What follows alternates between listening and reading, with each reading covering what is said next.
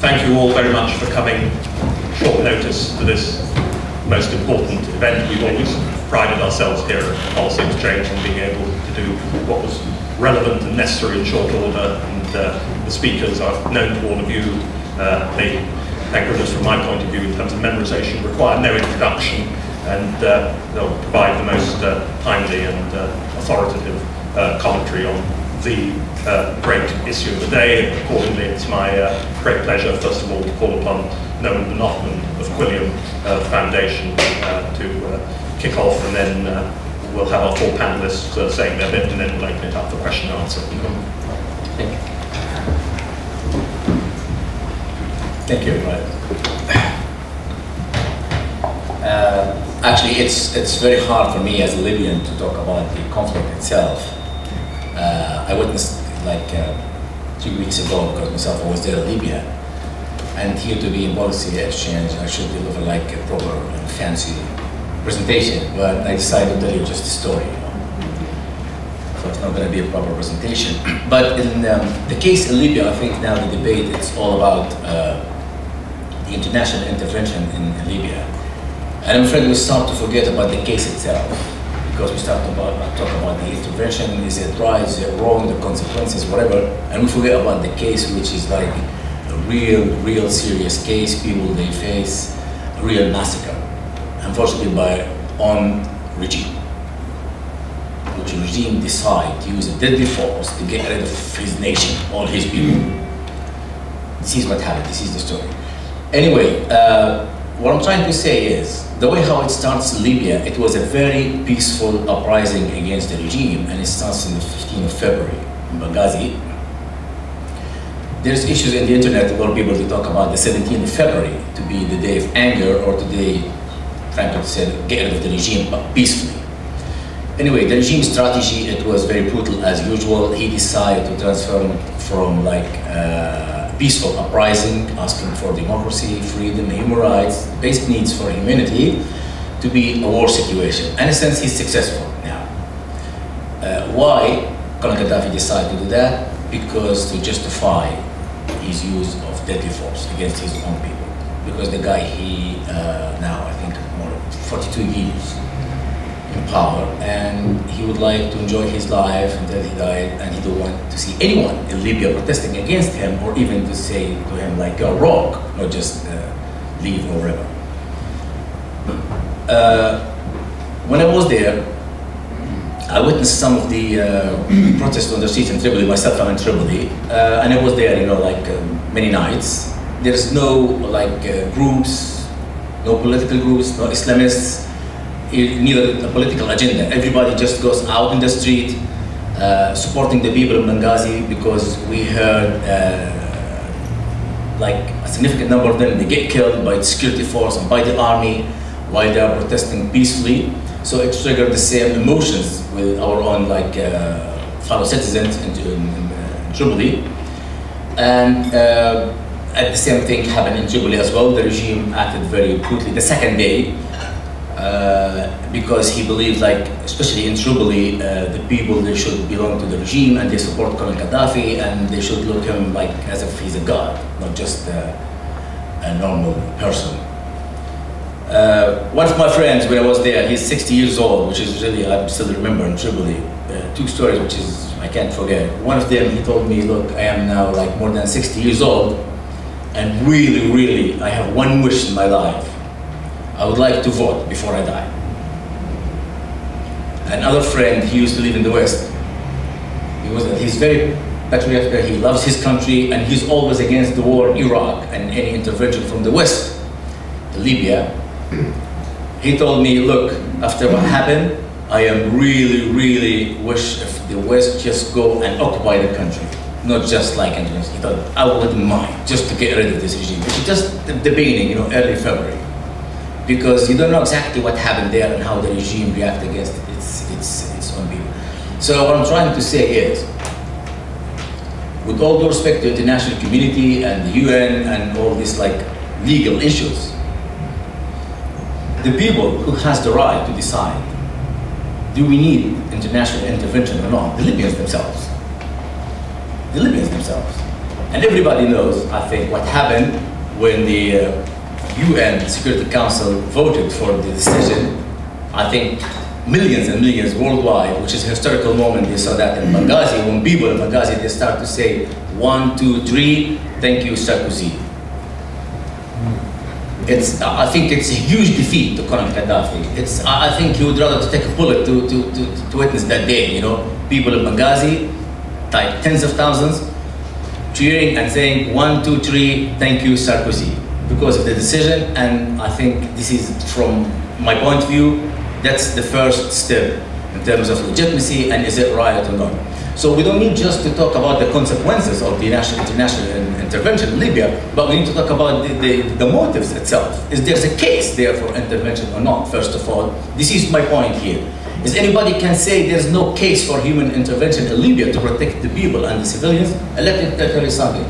I think now, because of that airstrikes, which is, under any circumstances, I can't classify it as a full-scale military operation. It's a low-scale military operation, a surgical military operation. Now, I think it managed to save tens of thousands of lives. They're still alive there in Libya, they enjoy their life, they're still with their families because of that low-scale military operation against the brutal, ruthless regime. I think this story by itself, or this fact, it's a very important motive to protect more lives and to prevent this regime to carry on his massacre against his own people, to stay in power maybe for more 40 or 60 years in the future. And I would like to say something here as well. People always, when they talk about the international intervention, they bring the issue of oil. I think, with all due respect, it's nonsense regarding to the case of Libya. Myself, I have my own experience and my past. You know, myself, I formed the LFG, Libyan Islamic Fighting Group. I fought against Colonel Gaddafi like more than 15 years in the past, and I tried to do my best to get rid of him, but I failed with my group. I fought against the Soviet Union in Afghanistan. So just why I'm telling you this, because I can't see anything has to do with oil about the Western intervention. And maybe some people, they're surprised to hear that from someone like me. I believe there is a lot of values behind the international decision or the international intervention in Libya. I believe in that. There is a values behind that decision. Maybe there's other issues we can discuss about strategic issues.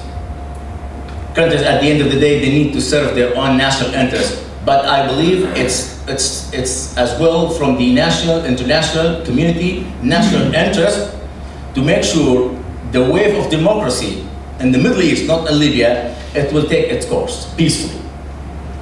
If we let Colonel Gaddafi to execute his plan, this guy, he's capable of stopping it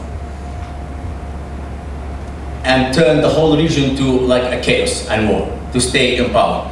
So I think the issue of oil, as far as I'm concerned, I think Libyans and Colonel Gaddafi as well, he's not in favor of like drinking his own oil. At the end of the day, he needs to sell it. And everybody knows about the contracts. It's already to the West. UK, France, whatever, talk about Italy, these countries, they can have their own like interest in terms of oil peacefully with the trade exchange. Everybody knows that. So why they risk it? I think because this guy, he's been rehabilitated and he's, I think, been given his last chance to rehabilitate and to be like part of the international community with the help from many European countries and America as well. And he blew it, so he should be responsible.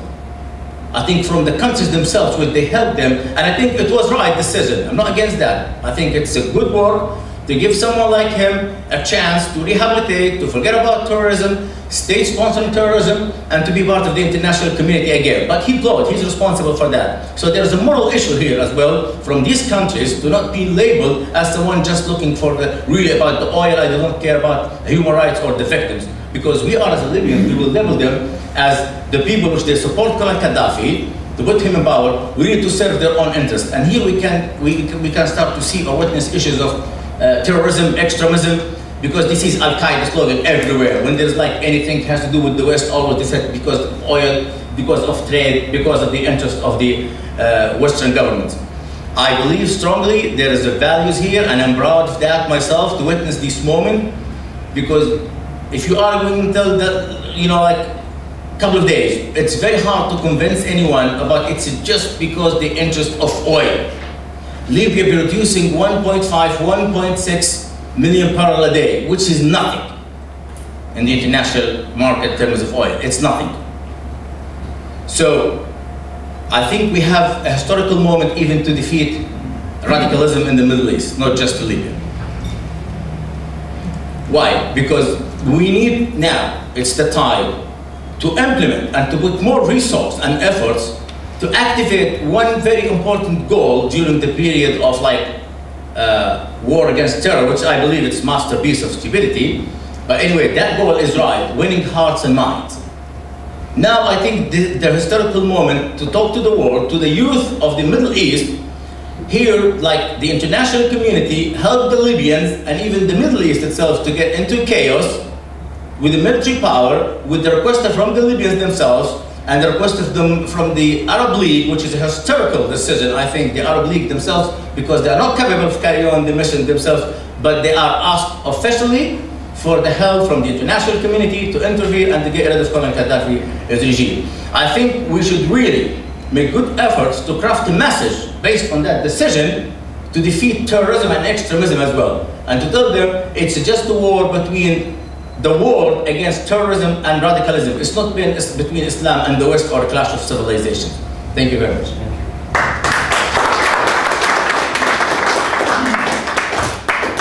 Great pleasure now to welcome Lieutenant General Sir Graeme who've made a great effort to come here today. We're very grateful. It's always a privilege to have you on our platform. Thank you, Graeme.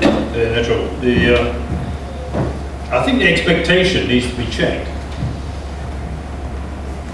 You know, the media, even the policy exchanges sort of note today on, you know, can a democratic Libya still be secured? You know, sets a high bar. I think it sets probably an expectation to our public that may not be met, nor is authorized to be met. You know, the temptation at the moment is to see, we want democracy, we want regime change, we want Gaddafi just to simply go. My sense is, the expectation is that, the reality is none of the above.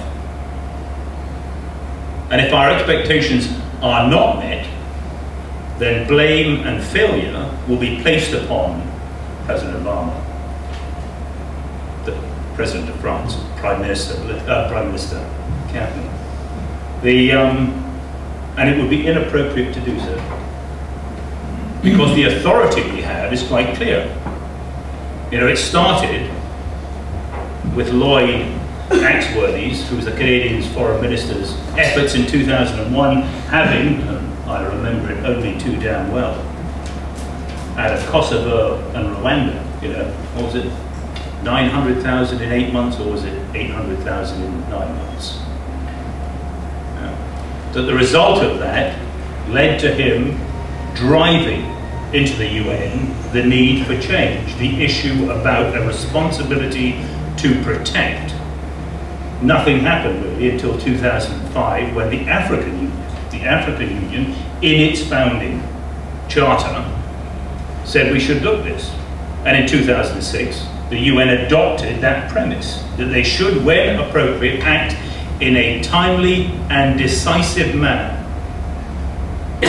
For this action, 10 out of 15 signed. Brazil, Russia, India, and China abstained. But they only abstained and not go against. The freedom of action we have is what the UNSCR 1973 directs and legally empowers, and that is to protect, to deliver, and to stop. It's very clear. Protection of civilians and civilian population areas to ensure the rapid and unimpeded passage of humanitarian assistance and the cessation of hostilities in Libya.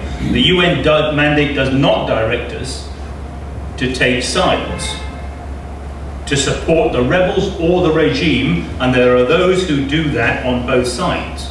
Exposing individual positions, I think, in the current light would be quite helpful.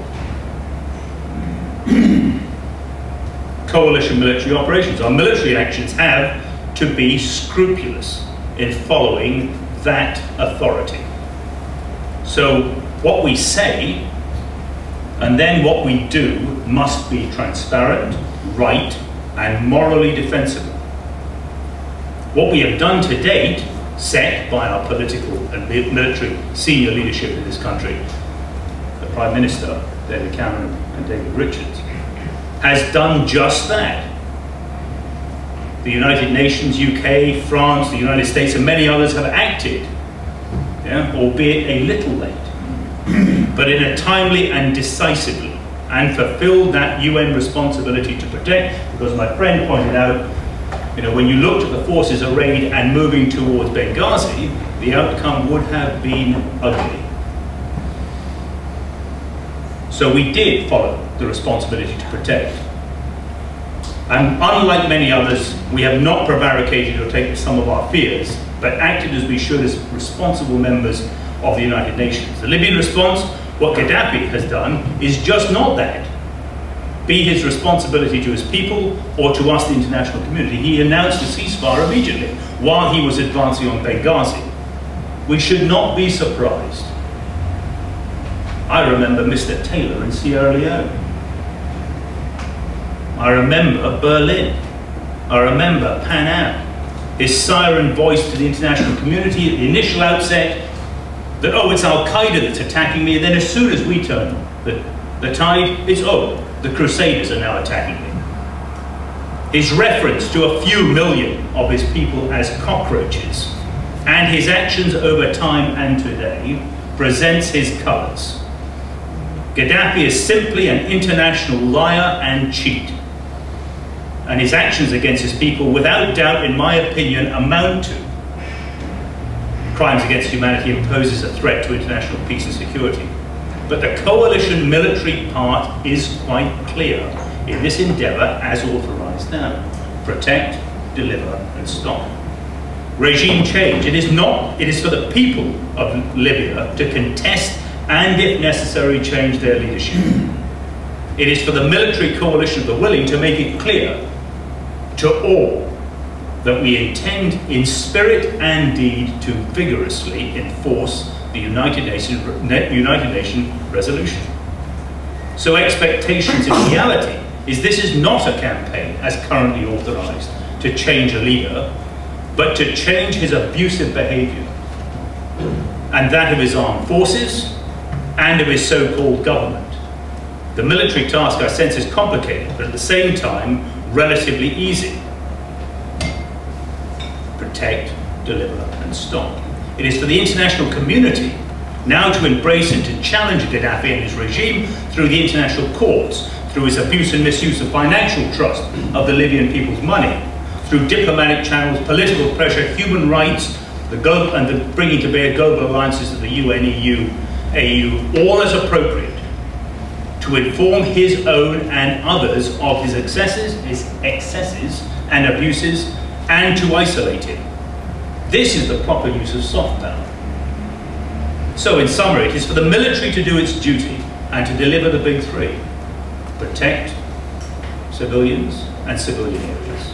To deliver and safeguard humanitarian assistance to ensure it does arrive to where it is needed, and to stop hostilities. Military actions today have been swift and decisive. Theatre entry is always relatively easy. It's dangerous, but relatively easy. The protection of humanitarian assistance is, I sense, the next hurdle we face. Maintaining and building an international support by what we say and what we do and for others is important. So we mandate ourselves, are seen to be transparent in our actions, isolate the regime and its supporters.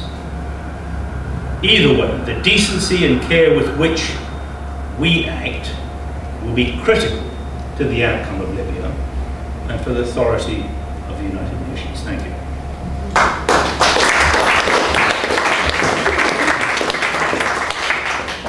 Now, it's a great pleasure to call upon Admiral Coriolis, Defence Attaché of the Embassy of France. Welcome, your first time here. First of many. So, good afternoon, everybody. Thank you, Dean, for inviting me to that seminar to let me express on this very difficult matter, which is currently into military operations. So this is why I won't be able to give you a lot of details. But my aim today is to try to explain you where we are with the Anglo-French bilateral cooperation and to take how we dealt with it today in the operations. So, as you know well, the UK and France are natural partners in security and defense for the reasons that we are similar in size, similar in our capabilities, and similar in the budgetary allocation that we make for defense. Internationally, we have the same kind of responsibilities. We are permanent members of the United Nations Security Council. We are allies, so we share common interests and responsibilities. President Sarkozy, after his election in 2007, decided to conduct a strategic defense and security review, Le Livre Blanc. In the UK, you had your SDSR in 2010. The main conclusions of our reviews are that Britain and France want to stay global military powers.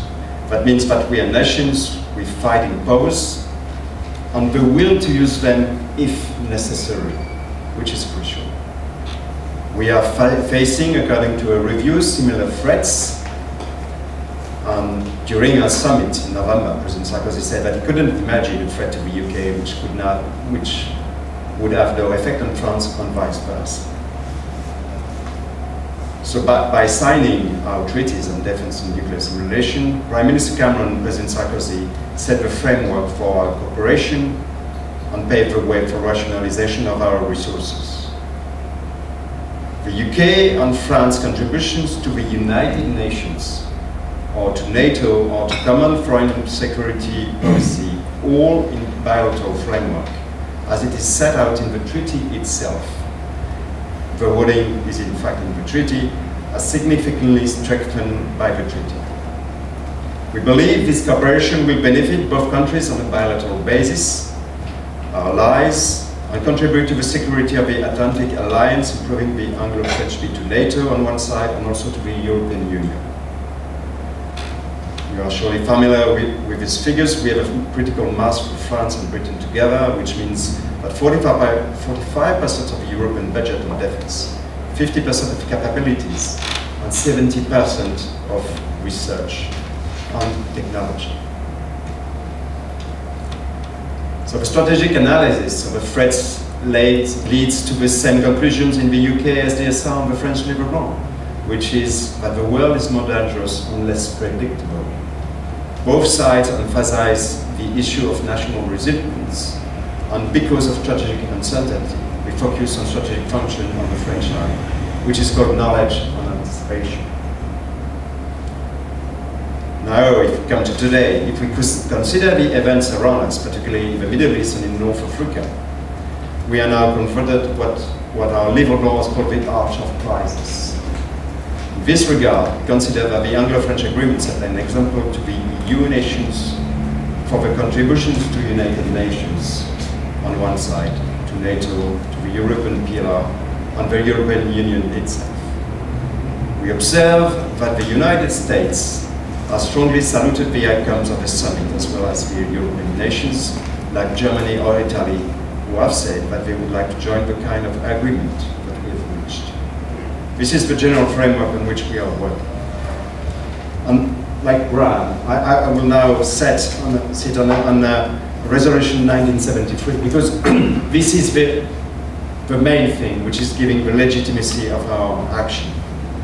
So, Resolutions 1973 widens the spectrum of sanctions against Libya and authorizes the use of military means to protect population. So there are mainly 3 points, and I'm not going to read them to you, but they are commonly in the paragraph known as no-fly zone, the 8th one, protections of civilians, the 4th one, and reinforce the embargo. Reinforce the embargo sits quite clearly with the no-fly zone.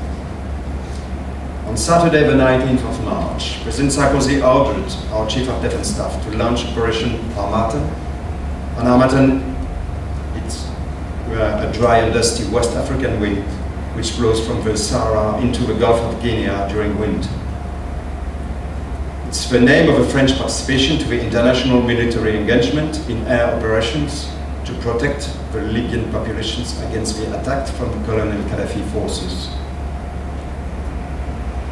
Early Saturday afternoon, in accordance with UN Security Council Resolution 1973, France put into place air assets to enforce compliance with a ban of flights in the critical region of Benghazi, and in coordination with its allies, British, Americans, and the Arab League.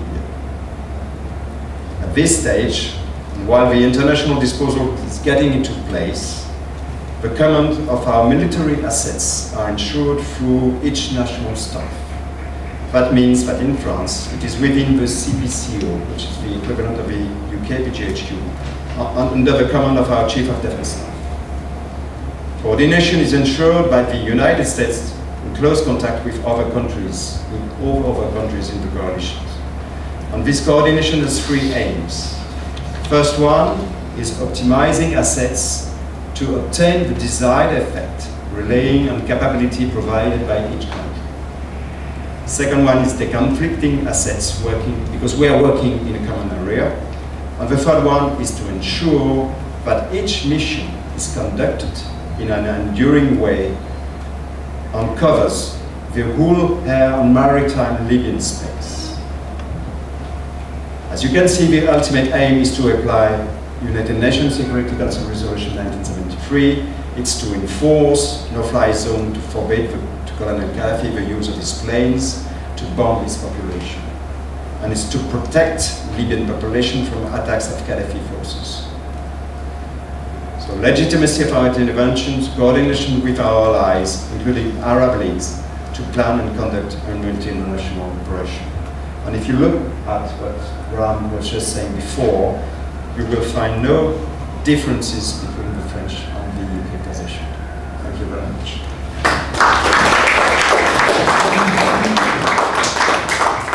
Thank you very much, Admiral. Now my great pleasure to call upon Lord Gilbert, two-time former Minister of the Ministry of Defence, to deliver the rounding off from the respective British political classes. How about that? I'm John Gilbert, a failed defence minister, currently a prisoner of Al Jazeera.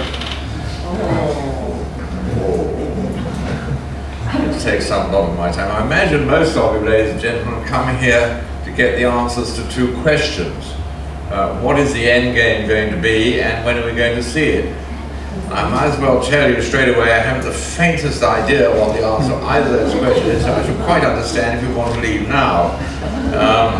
But before we get into more serious matters, I do want to place on record my appreciation of what our French friends have done. It's not often you will hear me at a microphone extolling the virtues of our colleague Attaché. On this occasion, I do so without reservation, and I'm delighted at what they are continuing to do. I had some responsibilities at the time of Kosovo. In point of fact, I was responsible for approving all targets attacked by the Royal Air Force. The word approving is important. It wasn't choosing. If I had responsibility for choosing the targets, I think the whole thing would have been over rather more quickly, but that's my conceit. But I used to get very irritated in those days when we were told constantly by people in the press and elsewhere that no military conflict was ever sorted out by the use exclusively of air power. And I said, tell that to the Japanese. I think it is quite ridiculous. It depends how you use air power and how single-minded and ruthless you are prepared to be. And from time to time one sees in the press these days references to Kosovo and other campaigns and saying, look what happened there, things aren't going to work out well in Libya. First thing you ought to know about the difference between Kosovo and Libya is that the terrain is very, very different. In point of fact, in Libya, we are basically dealing with a strip about, what's it, 10, 15 miles deep, something of that order, along a long coastline of over 1,000 miles. And you don't have any problems with mountains, passes, that sort of thing. And it's quite easy to find out where your main targets are if you didn't know them in the first place. Secondly, the weather is much better in Libya than it was in Kosovo. Time after time, we used to get reports of RAF planes coming back quite unable to discharge their munitions because they weren't able to see the targets clearly enough.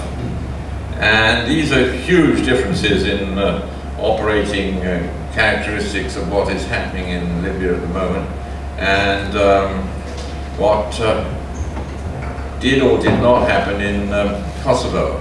Another thing that's extremely interesting, I noticed that a great proportion of the air attacks in Libya are being mounted at night, and that was certainly not the case in Kosovo. It's also something that we don't like to remind ourselves that some of the targets, I forget the proportion now, it's probably up near 3/4 of the targets have been attacked by planes of the United States Air Force.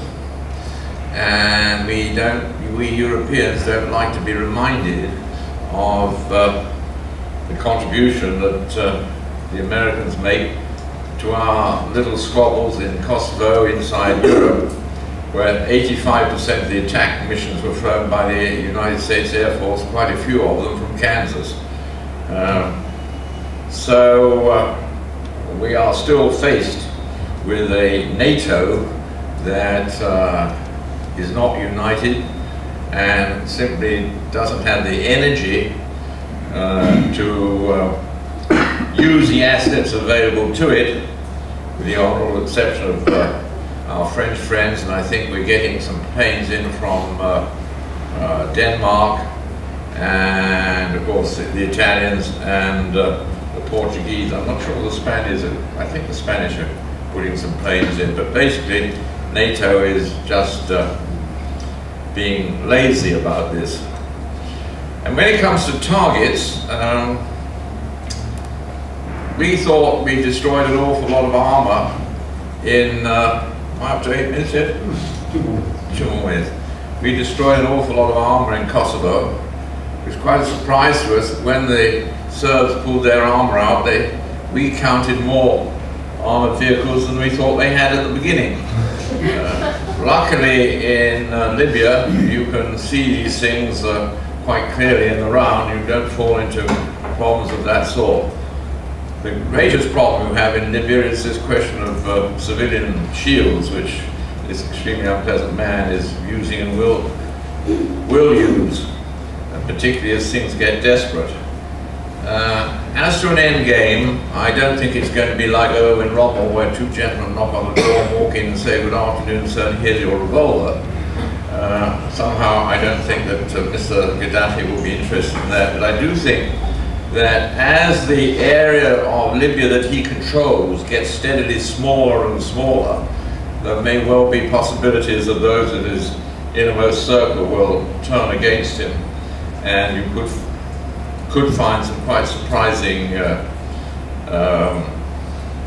developments in that area. Finally, I just want to say one thing about legality. I have a view of lawyers, and I stick in my diary. I'm a primitive, I don't use machines, I use a paper diary. But I stick in here just to make sure I get it absolutely right. A saying from Edmund Burke, 1775, on conciliation with America: it is not what a lawyer tells me I may do, but what humanity, reason and justice tells me I ought to do. That's good enough for me, and I hope it's good enough for you. Thank you very much.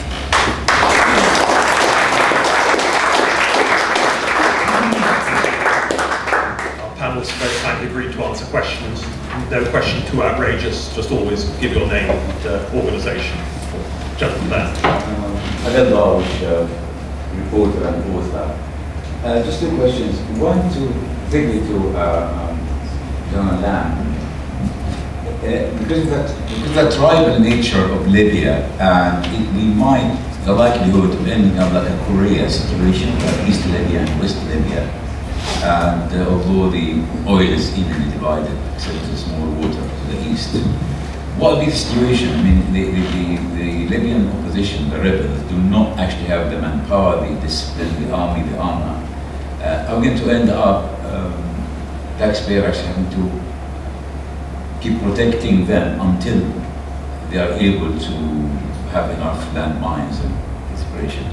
And just one bit of pinch of salt about the Arab League.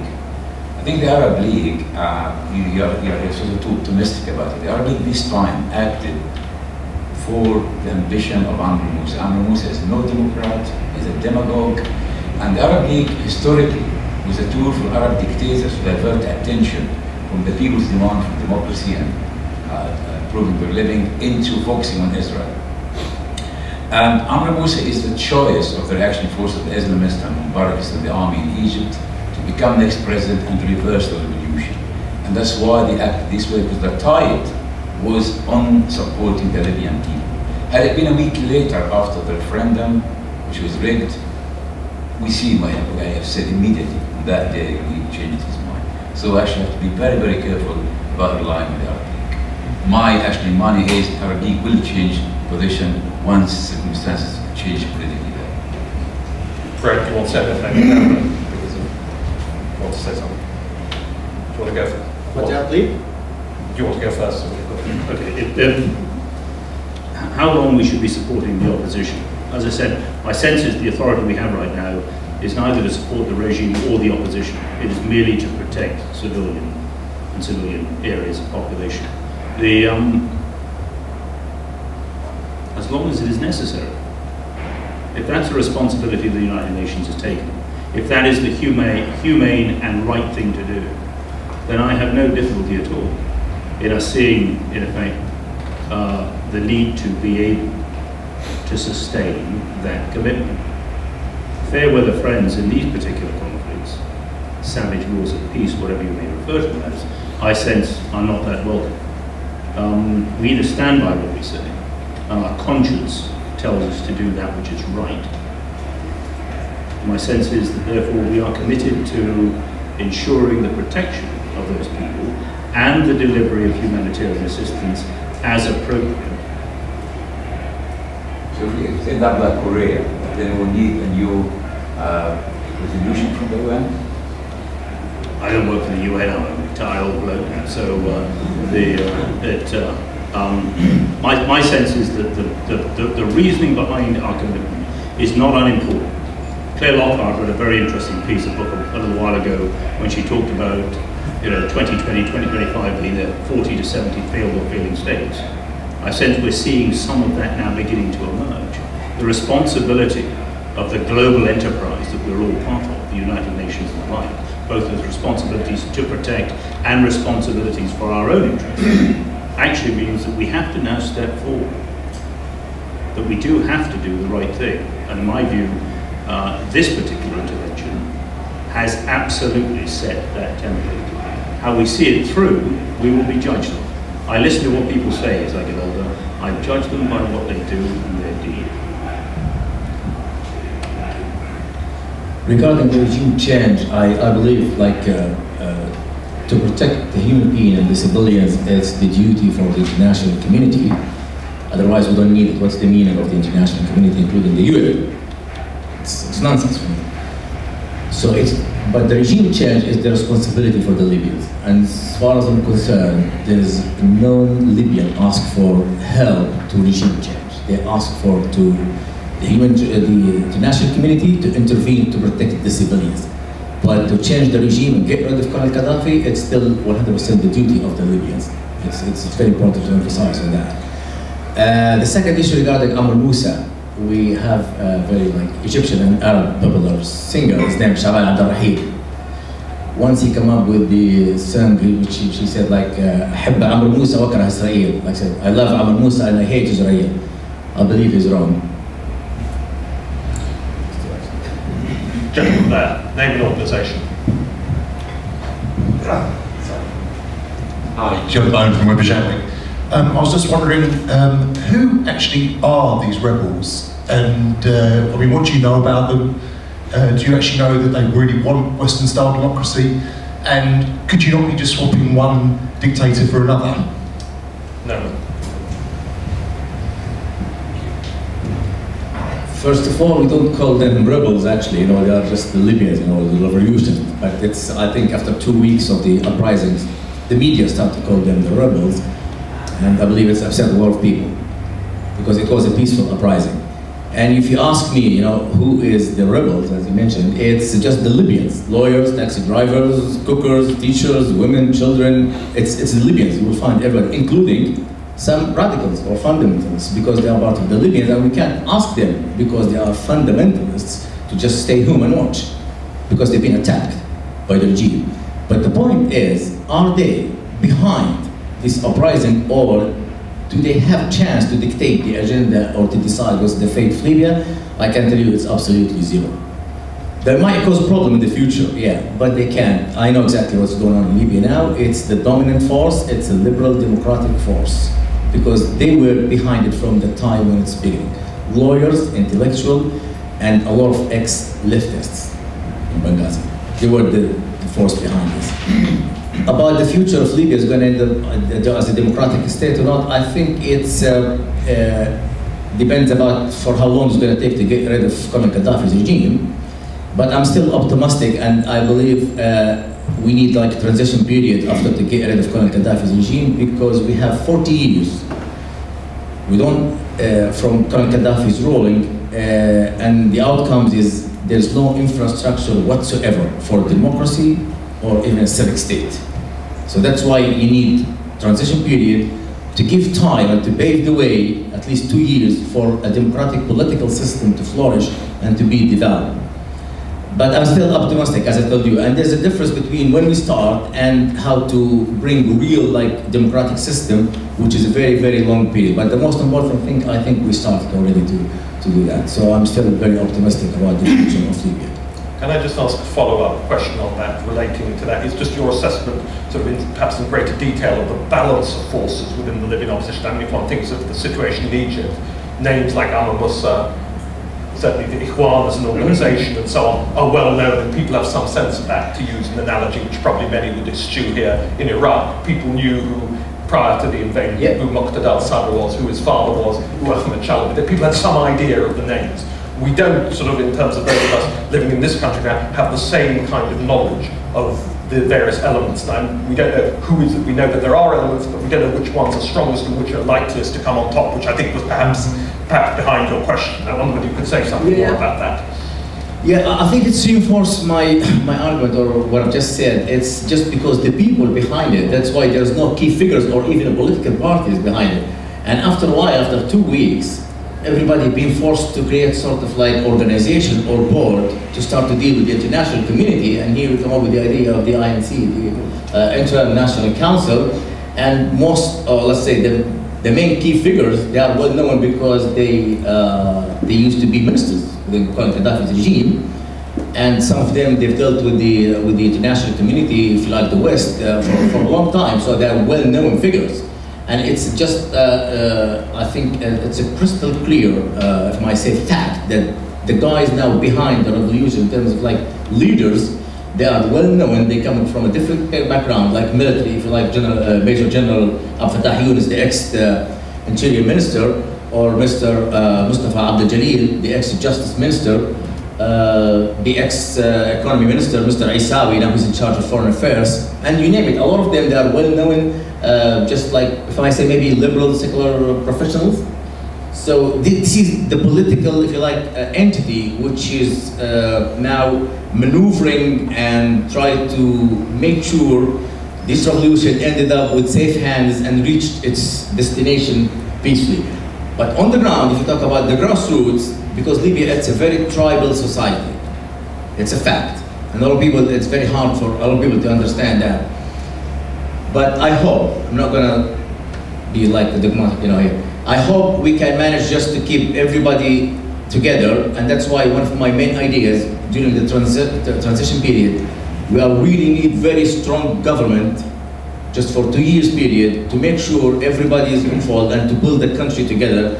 And I think like exactly what happened in Egypt when they have like the army as well-organized establishment, they manage. Myself, I'm always against the rule of the army, under any circumstances, but just for a transition period, Libya, we need them because they represent many regions in Libya, and they're coming from different tribes.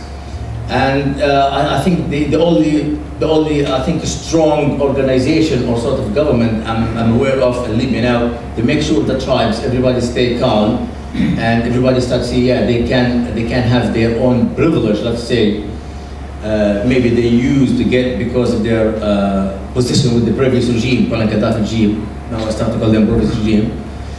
So it's still undecided, you know, honestly, at the grassroots level. You know why? Because just from one reason. Since 1951, December 1951, which is like the independent period of Libya, we don't have political parties because it's illegal. Not just during Gaddafi's period, even during King Idris. Political parties, it's illegal. So just imagine a country since December 1951 with no political parties. So now this is the time for them. That's why I'm keep again and again talking about very important transition period to give chance to the people to start to build at least the infrastructure or to the seeds of a democratic political system. Alternative vote for Libya? Lady there, name and organisation. Just no, lady in front row. Hello, my name is Hon Lord Gilbert. I'm political counselor in the Spanish Embassy here in the UK. I wanted to ask one more personal question to Mr. Noman Benotman, and then one general one to the panel. I wanted to ask you, when did you come from Libya? So you said you were in the, no, I mean, you have been, or at least I understood, maybe I didn't understand correctly, that you had been in Libya in the first days of the Benghazi uprising, and then you came here. So how many days ago did you come? And then you mentioned you being part of the Islamist movement in Afghanistan, and I would like to know what is your personal ideology, what is behind your Islamism? Is it Wahhabism, what is it? So that's my two personal questions to you. And then to the panel, I wanted to ask you, are you aware that Resolution 1973 also speaks about mediation, international mediation, especially in African Union mediation, and there is a meeting tomorrow in Addis Ababa to speak about African mediation? What is your take on that? Thank you. I came back from Libya, I think the 19th of February. Yeah, 19th of February. It was the last, as far as I'm concerned, the last British Airways took over from Jubilee Airport. After that, they shut down the airport, no more flights. About my background, briefly, you know, but I can talk to you after these sessions. I can grab a coffee here, brief you about my background. But it just, I was, if I might say, an Islamist. I've been in Afghanistan during the Soviet invasion to Libya. I participate in the jihad against the Soviet Union, and which is very good because that was like an international agenda as well, you know, everybody against the evil empire at the time, with the help from the Western governments, mainly US, UK, all of them, they help. So now maybe you are, again, history repeats itself. Yeah, I've been with the LIFG, Libyan Islamic Fighting Group, as one of the efforts to get rid of Gaddafi regime, maybe more than 20 years ago. It was based in Islamic agenda, but it was very national. It has no ambitions to go global because it's old school jihadism, you might say, you know. And we've been inspired by what happened in Afghanistan. We thought, okay, it's very easy because we get rid of the evil of empire, the Soviet Union, and we defeat Najibullah's government, the communism in 1992, then it's going to be maybe more easier to do it in Tripoli. Especially when you have hundreds and hundreds of well-trained guerrilla fighters. But anyway, we gave the regime a very hard time, but we failed to deliver, to get rid of the regime itself. Yeah, myself, I can say, because I have to talk about my ground. I come from a very conservative family. My family used to be attached to Libya when it was a kingdom. My grandfather, he was a minister of defense during King during King Idris's government, and I have a lot of other key figures. They've been, so we used to label as an aristocratic family, not anymore, thanks to the Colonel Gaddafi's revolution, '69. So I come from a conservative but not a religious family, you know. And through all my life, I've been every year I used to travel to Europe, and since I was young at the high school, every summer I used to come to UK, Ramsgate. I studied at the University School of English every summer and lived with English family three months a year.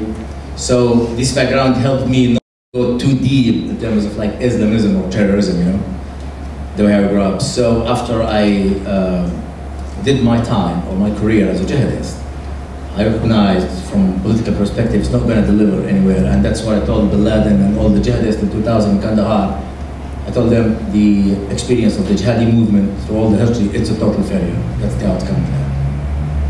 I hope you're satisfied. Graeme, is your background Wahhabite? Yeah. We're probably both in Afghanistan. They were the good old days. The mediation, absolutely essential. Absolutely, I mean, it's an absolute no-brainer. You know, Clausewitz, that rather dull German, just didn't finish his sentence that war is an extension of politics. Then to politics it must return. Now, at the same time, I watched in '91 Saddam Hussein abuse that point of mediation to set the conditions to slaughter tens of thousands of innocent Shia civilians. So the answer is we have to keep our eyes open absolutely wide. His performance to date is one where he is an unreliable and cheating, lying son of a bitch. And on that basis, therefore, in fact, how we approach the mediation needs to recognize, in fact, that he will be looking to shape the conditions to his and only his selfish advantage. How we mediate, actually, is really quite important, because it goes back to this premise, which I'm absolutely clear about, that in fact it is for the Libyan people to recognize what shape they want their own future. You know, I remember speaking in Iraq to a senior religious emir from Ansar al-Sunni, and he said very clearly, he said, you know, you're a force of occupation, that's the way I see it. His judgment, he said. But for us, we resist the force of occupation because it threatens our faith, or challenges, or wishes to change our way of life. It is for the Libyans to work out what that is, not for us to use the big democratic word. If that's the term they want to encapsulate their future, then I'm delighted with it. But it is for them to shape the conditions as they see their future by popular vote. Admiral, I know that language like that would never be used aboard a French Navy vessel. Perhaps. Well, to answer the second part of your question, as a military, I gave you what we were asked to do, but you have to surely know that our foreign secretary, Alain Juppé, was in New York during the discussion before the vote of the resolutions. There was the summit in Paris last Saturday, and there will be the contact group meeting next week in London. So there are still a lot of things which are above the military actions. But we have to be very aware that there is a lot of disinformation used by Colonel Gaddafi, and we have to be very cautious of what he says. John? I have just read the resolution through the Security Council resolution through a second time sitting here. I can't find the word mediation anywhere in it. Maybe I've overlooked it, but still, not that I'm against. Which paragraph is it? No, I haven't had time, I'm sorry, to Okay. read through the whole resolution. Anyway. It's just from what I get from the analysis I read. Okay, I haven't gone to the source. I usually go, but I haven't had time this time. I usually read all the resolutions, but not this next one. Well, And it's a personal question I'm making to the panel. I mean, it's nothing to do, it's not a personal position of the Spanish government by far. I'm just coming here and asking you what's your position on mediation. Well, I'm not against it. All I'm saying is I can't find it anywhere in the Security Council resolution. Ah, you've got me. I mean, you've got me. Because I haven't read the resolution this time, and I'm sorry. I don't think there's anything else I want to say. Let's say. Thank you. I see there were several other questions. Well said. Lady in the back. Name and organisation, please. Oh, hello. My name's Lynn O'Donnell. I'm a journalist. Until recently, I was the bureau chief in Kabul for the French news agency AFP. I'm interested in the extent of radicalisation in Libya. It's been referred to in news reports. People being found on battlefields, fighting, dying for Al-Qaeda affiliated organisations in Iraq and elsewhere. But it seems to be an issue that is easily dismissed, as we've just heard, that isn't going to be an issue once things pan out, as they probably will in Libya. I'm just wondering, is it really possible to know the extent of radicalisation, and how is it possible to guarantee that there will be no role or influence from radicals? It obviously, well, it seems to be obvious that it exists. Especially when we've seen developments in Tunisia, for instance, where radical groups have made their presence felt. The Muslim Brotherhood is already very well organised in Egypt, and when it comes to countries that haven't had democracy or political parties or the parameters or infrastructure of democracy, is it not the case perhaps that those most radicalised will become the most organised and the most active voters? Graeme, do you want to say something on the basis? Because of course a lot of Libyan fighters were in Iraq and were dealt with by coalition forces there. Yeah, in a certain manner. You know, I take myself back to 2003 in Iraq. Myself and I remember Jeremy Greenstock having a long discussion about Muqtada al-Sadr. And the sense was that, you know, that he's irresponsible in irritation. He's, you know, spent his time not in Syria but in Iran, and therefore he's an extension of that regime, etc., etc. My view was, you know, when the music stops, Muqtada al-Sadr is part of the political and social architecture of Iraq. You may not like it, yeah? And I would, and you know, my view is that I would concur with that, but it is not for me to do some sort of neocon political designing of what Iraq should look like. I sense much the same now applies to Libya. I think if we act properly, if we act decently, if we do not try and impose our will or our beliefs onto Libya, then actually I think that the moderate voice of those in Libya as to what they want of their own future will find a way. If we somehow see behind every rock a member of Al-Qaeda, then I think that we will be doing the Libyan people a disservice, and we'll be doing our own a disservice too. No.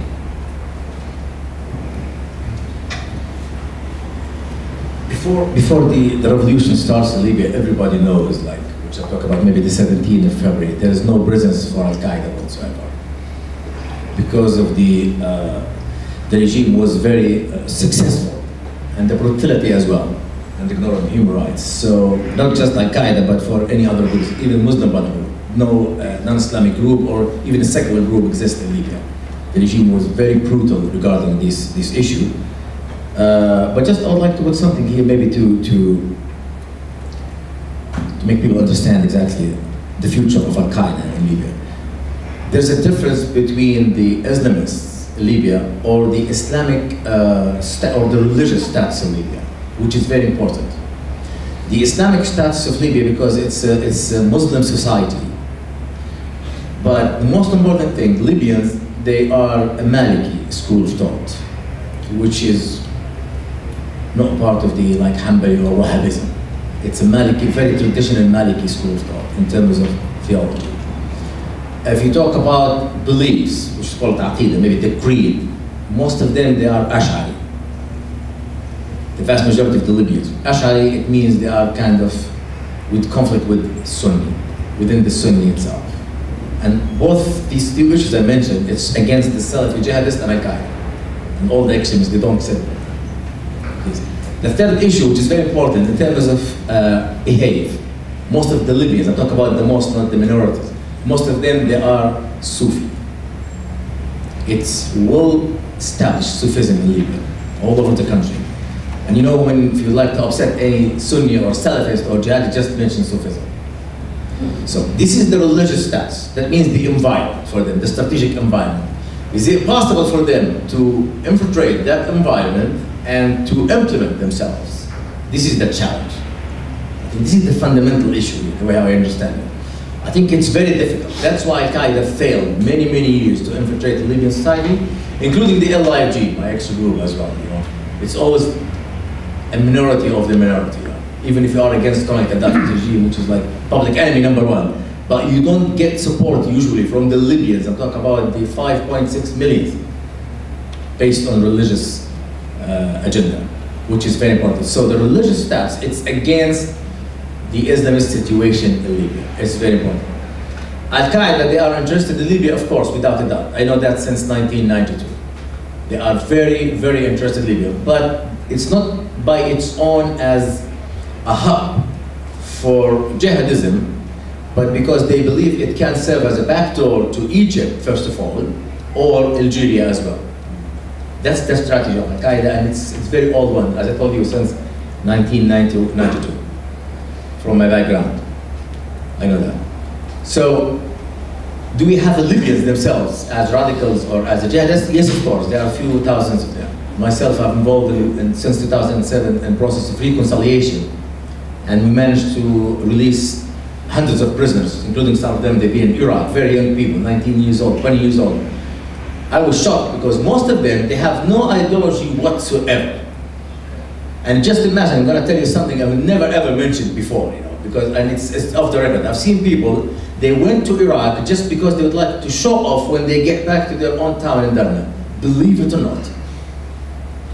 19 years old, just he said he went to Iraq, he was inspired because he wanted to get back to his country, to his town in Derna, and he would like to talk fancy stories about Iraq and how he fought and God knows what and all these issues. They have no ideology whatsoever. Are they radicals? Of course. Dangerous? Yes. So here in Libya, I'm going to finish with this. We have a crisis. This crisis it's a coin with two faces. It has opportunity and threat as well. The opportunity is to establish a democratic, open political system in Libya, very open society for everybody.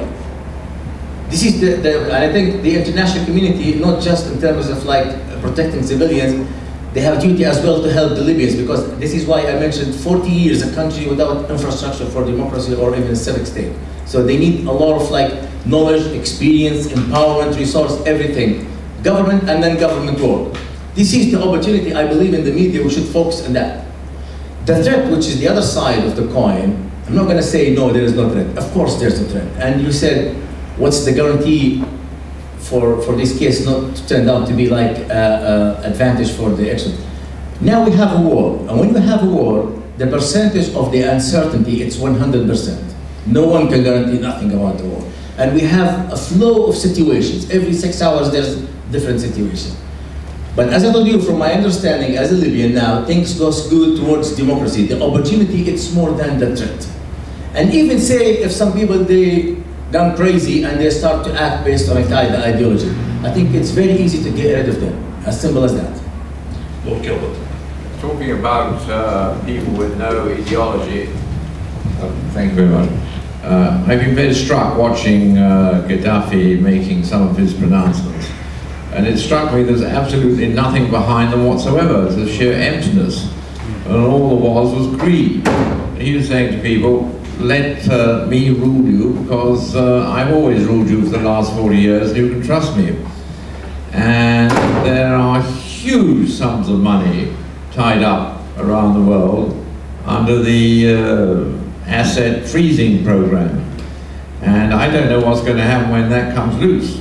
But I think you could see some awfully nasty quarrels happening after we've seen the goodbye to Mr. Gaddafi, and we may see it before then. There was a splendid article, and I regret that I can't remember where I saw it, but I will let you have it, Dean, if you want to circulate it, on the quarrels within the Gaddafi family among the brothers, over getting franchises for things like Coca-Cola or Pepsi or whatever it was.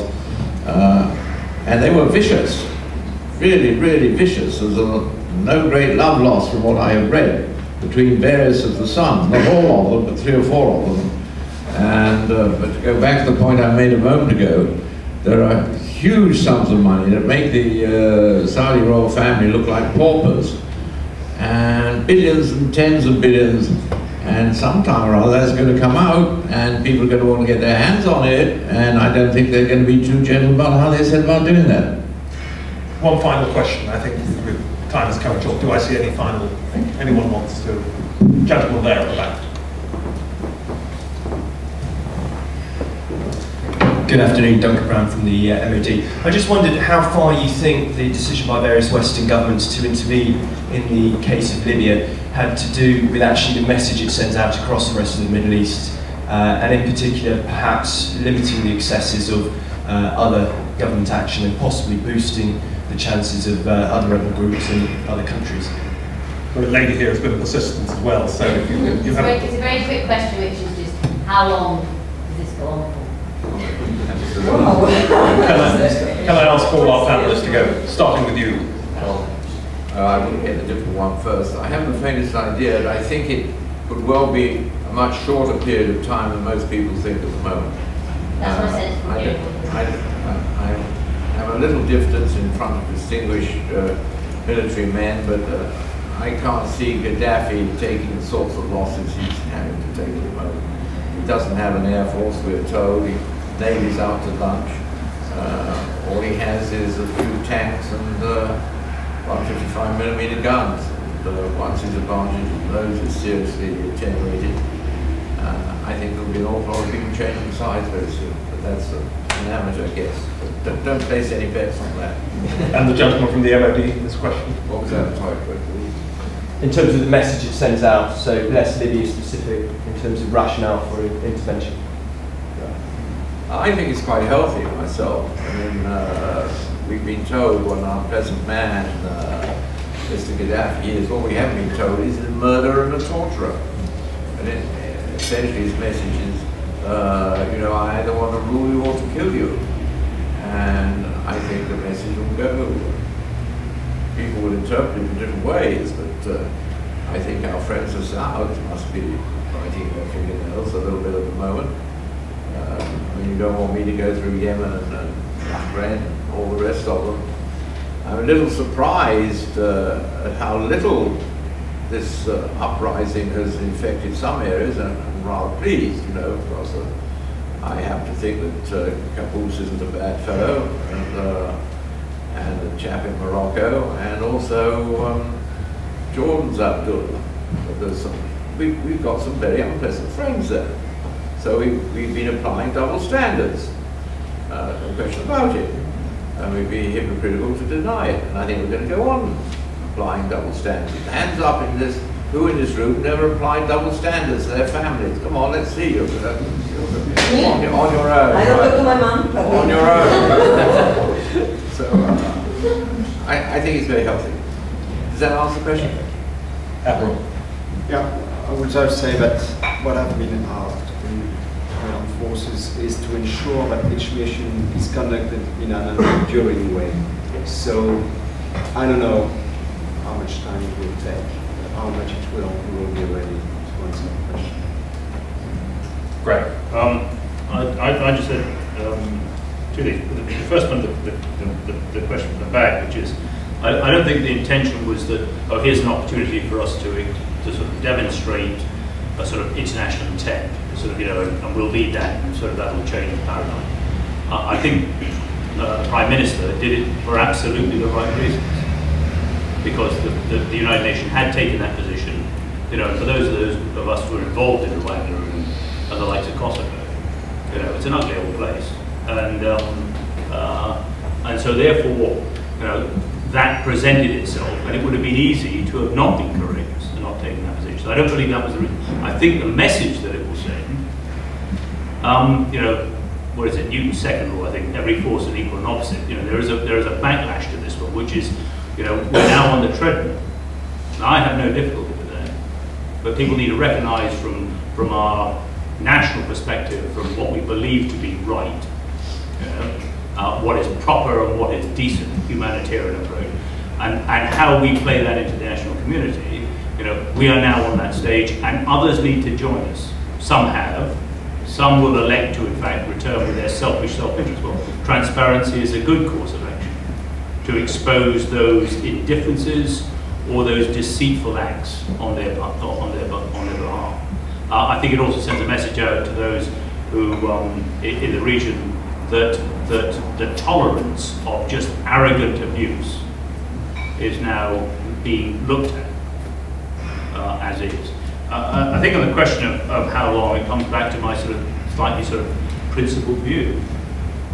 I remember being asked in Northern Ireland, this is sort of in the, I think it was about the 80s or 90s, by one of the boilers who in effect was out of jail, having killed my mates last week, had that temporary respite before we either killed him or put him back in jail at another point in time we caught him. Of which he said, he said, well, we'll have you. And I said, yeah, bring it on, son. I said, if you've got the length, if you've got the, if you've got the will to do this for as long as it takes, and you'll be dead and I'll be gone, then bring it on. If you haven't, then accept in effect the course of action as it is. And I sense, therefore, we are now in a status that is changed from, I think the century is a different one from the previous century we've been in many ways. The paradigm has shifted, that whereby convergence of defence and security are now synonymous. And our responsibility both internally against subnational and then our responsibility to look at transnational threats, criminal and all the other interferences that come with this, are part and parcel of how we now need to look at this troubled world, because we are inextricably and forever locked into a global society, a global village, whether that's our relationship with China, with Russia, with Libya, whatever it may be. And people have to act if they want to enjoy those benefits of globalization in an appropriate manner. Everybody will be developing different methods, but in this case, my view, long-winded answer, is that however long it takes, works for me. Finally, about the message, I think it's very strong, the way how it's been interpreted maybe in the Arab world, because I believe the members of the Arab League, 22 countries, all of them, in terms of their legitimacy, they belong to the history. All of them, without any exception. And now we start to see the uprising, like the bottom-up change. The people themselves, now they claim their own destiny and they decide exactly to take it to the next level. So the message now, I think, either it's intentional or not, or maybe as they usually said in the military, maybe it's the third or fourth generation, like side effects. It's been delivered to every single dictator there, It's, you can't get away with your human rights violation, or you think that you're just free, you do whatever you like, because it's not anymore a domestic issue. If you commit a crime against humanity or you start to kill civilians, I think it's a very clear message now for everybody. It's there. And it's encouraged a lot of people, I think, in many other countries to start to act if they have a legitimate claim or right. They should carry on their work. I think it's very, very positive, 100% positive message. Regarding the time, I think it's very crucial because it's one of the main concepts regarding tactics. It's time, who's controlling time. I believe that the next 10 days or 2 weeks, it's crucial for the rebels, as some people they would like to label Libyans. The rebels, they have crucial now, I think, moment to make sense or to utilize the time they have because of the airstrikes, which is delivered a huge blow and backsets to Gaddafi's force. But I think if we waste these 10 days or 2 weeks, we might still talk about this next year here in policy exchange. Thank you very much. Thank you all. I think you should join with me in thanking our panelists for their superb contribution.